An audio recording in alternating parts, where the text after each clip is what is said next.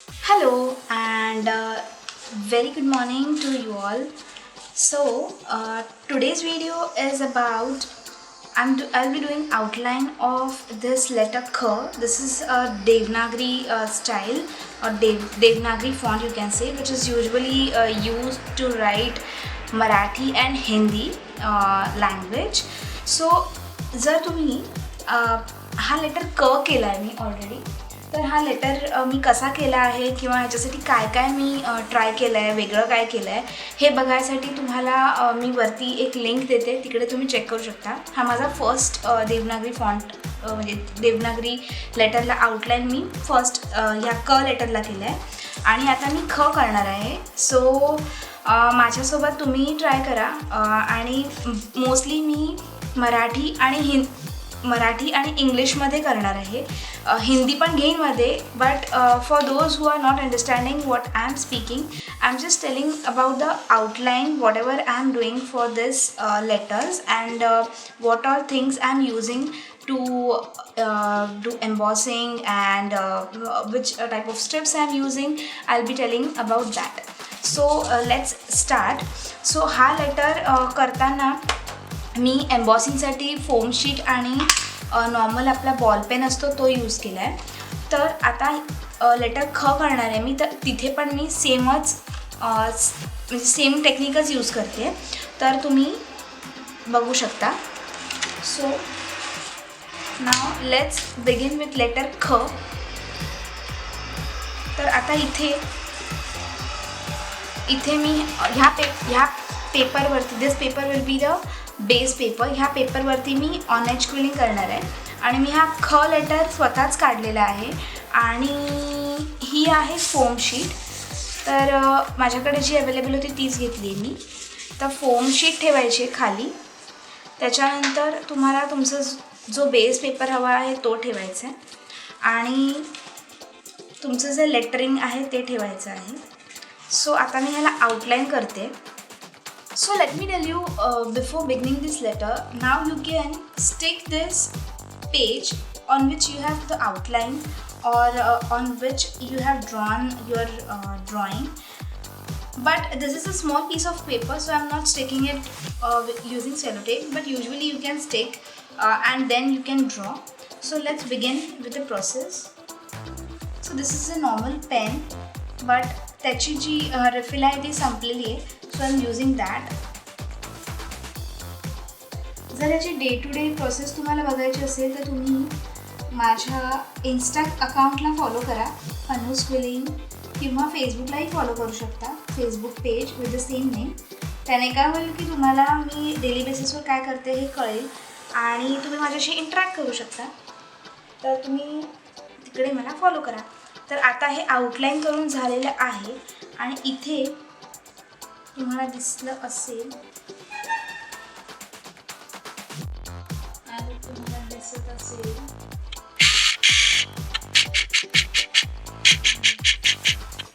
त्याची आउटलाईन आली आहे बरोबर. तर आता मी ह्याला क्विलिंग करायला स्टार्ट करेन. To process further I am going to use this 5 mm quilling strip. This is cut from cardstock and the GSM for this strip is around 120 GSM. So now you can check here how is the curvature of the strip, and you are going to get a fine curve like this.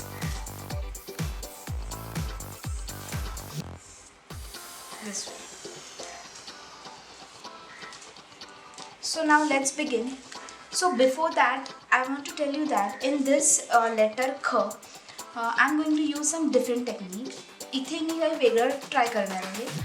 तर letter क मध्ये म्हणजे ह्या लेटरमध्ये मी काय केलं होतं, मी glue बाहेर एका स्ट्रिपवर घेतला होता, एका म्हणजे पेजवर घेतला होता आणि तिथे मी स्ट्रिप डिप करायचे आणि मग तिकडे मी स्ट्रिप डिप करून एक्सेस ग्लू काढून मी त्याच्यावर स्टिक करायची, बरोबर. तर आता इथे आपण वेगळं करूया. इकडे आपण काय करणार आहे, इथे मी ग्लू टूथपिकच्या मदतीने मी इथे लावून घेणार आहे आणि त्याच्यावर मी स्ट्रिप चिटकवणार आहे. तर बघूया की आपण ह्या टेक्निकमध्ये कसं दिसतंय. So every time I am going to share some different thing to you, so that तुम्ही जेव्हा पण हे व्हिडिओज बघाल तेव्हा तुम्हाला सगळे टेक्निक्स एकदम व्यवस्थित कळतील आणि सगळे टेक्निक्स वेगवेगळे ट्राय करायला मिळतील. आणि मग तुम्ही ठरवू शकता की तुम्ही कशामध्ये चांगलं करताय, ज्या तुम्हाला काय जमतं आहे.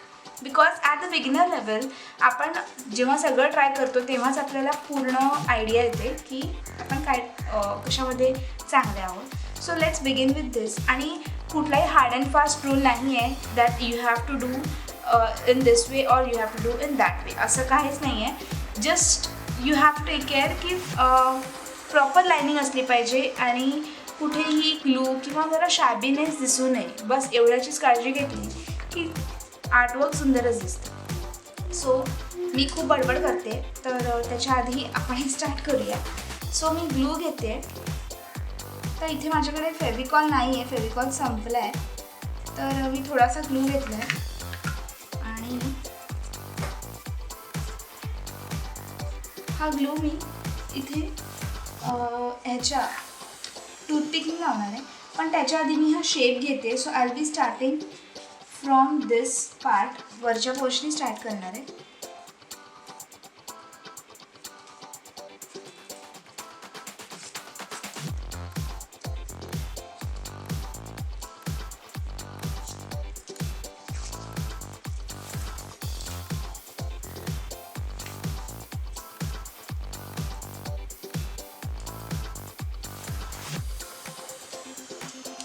इथे हा कर्व असा आहे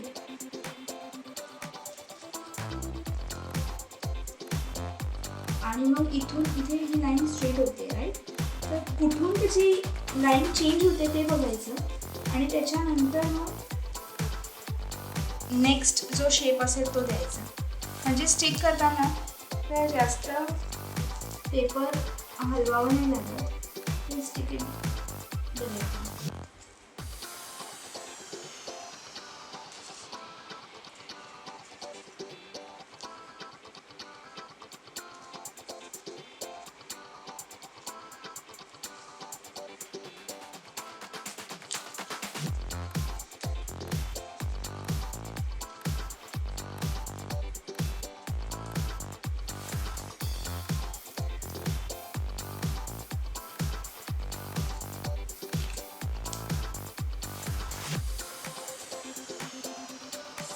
जिथून बेंड होते त्या साईडने त्याला चेंज करायचं, म्हणजे असं.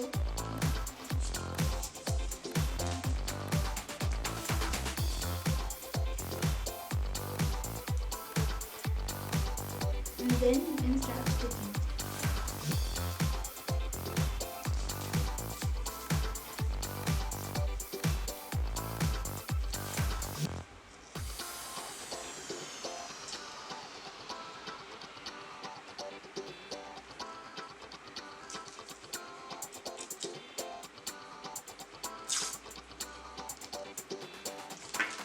साधारण एवढी स्ट्रिप लागणार आहे. मी इथे कट करून घेते. हा शेप असा आहे, तर इथे ही लाईन स्ट्रेट आहे आणि मग इथे हा कर्व आहे. तर कोणतेही राऊंड असं घ्यायचं आणि मग तिकडे तुम्ही त्याला ट्विस्ट करू शकता.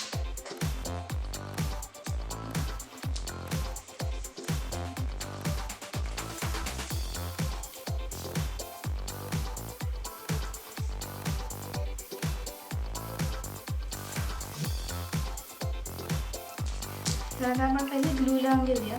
तर मी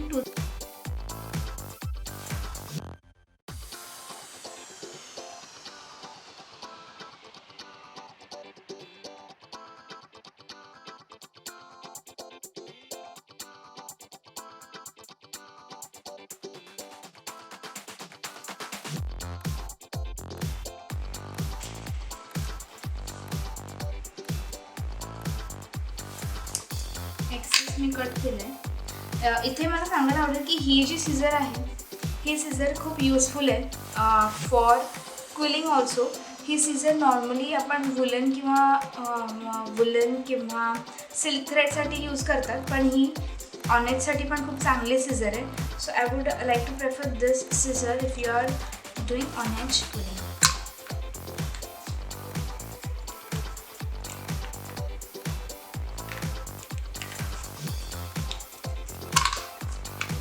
ग्लू लगेच सुकतो, त्याच्यामुळे थोडा थोडा ग्लू काढायचा. Glue gets dried quickly and so you need to use glue.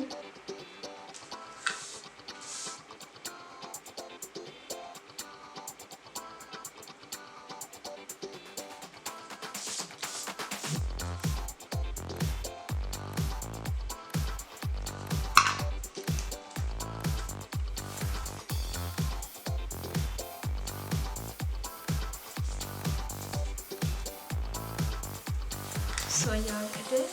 असं दिसतंय हे. तर हे असं दिसतंय आणि इथून पण हे असं दिसतंय. तर आता आपण नेक्स्ट प्रोसेस करून घेऊ. जेव्हा आपल्याला लॉंग स्ट्रिप्स असतील, आपल्याला लॉंग स्ट्रिप्सला क्विल करायचं आहे, तेव्हा शक्यतो ट्राय करायचं, मी होईलच असं नाही म्हणू शकत, पण शक्यतो हे ट्राय करायचं की एक अख्खी स्ट्रिप म्हणजे अखंड आपण ती स्ट्रिप तिथे लावू शकतो. त्याने काय होईल की तुमचं आर्टवर्क अजून चांगलं दिसेल आणि कट्स कमी दिसतील. सो बघायला मेस्मरायझिंग वाटेल. So I would just love to do this, but it comes from practice आणि एका दिवसात कधीच ते होत नाही. सो ह्याची तुम्ही काळजी घ्या आणि जस्ट करायला लागायचं, ट्राय करत राहायचं.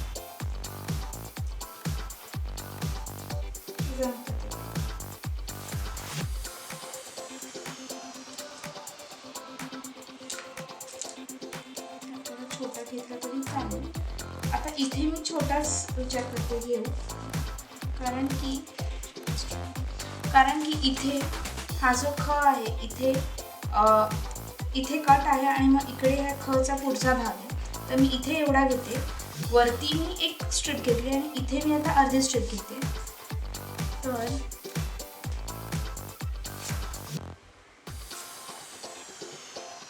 सो इथे मी थोडंसं कट करून घेते आणि tweezers, using tweezers you will get idea of marking, you will get how from where to cut. So एक बेंड करता येतो. So using tweezers, it's going to help you very much from where you have to cut or from where you have to bend your strip. So tweezers are helpful. तर आता इथे परत glue लावून घेते.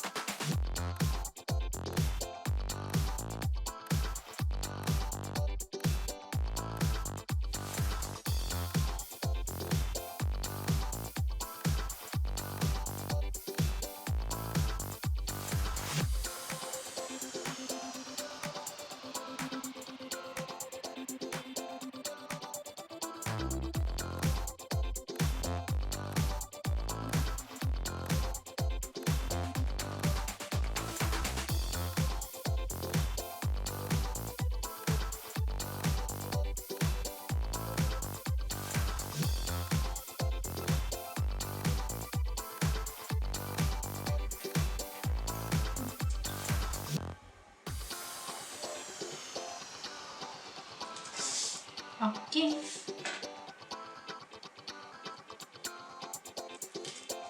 If you have any suggestions, do let me know.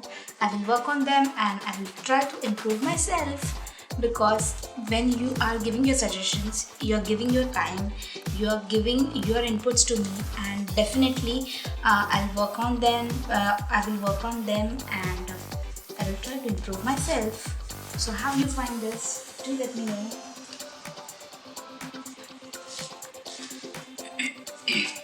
Okay, the reason behind taking all these Devanagari letters or Devanagari font style is because they have in depth too much challenges because of the curves and lines and everything. I feel that it is a challenge for me, so I have taken this, you can say, as a challenge, and I think I will do well. अभी पुढचं माहीत नाही, पण बरेच variations करणार आहे मी. So how is this letter? See, सगळे अँगल्स मी दाखवते. खूप सुंदर दिसतंय आणि